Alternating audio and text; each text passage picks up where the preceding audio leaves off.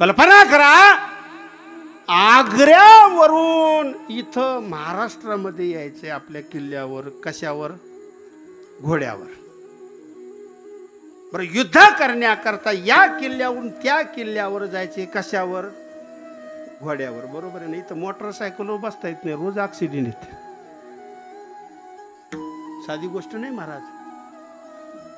Scorpio गाडीत बसता येणार, 2-2 तासाला गाडी थांबावं लागते का नाही? तुम्ही गेला असता ना इकडं तिकडं पंढरपूरला, कुठं तिकडं तिकडं म्हणे चहा घ्या, जरा रिलॅक्स व्हा.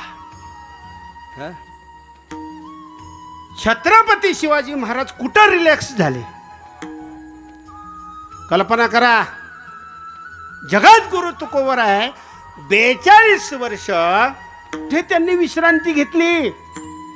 त्यांनी जर विश्रांती घेतली असती तर आपण विश्रांती घ्यायला शिल्लक राहिलो नसतो. कळते का काही? आपल्या आई बापांनी जर कष्ट केले नसते तर आज आपण बंगले बांधले नसते. हे लक्षात घ्यायचं.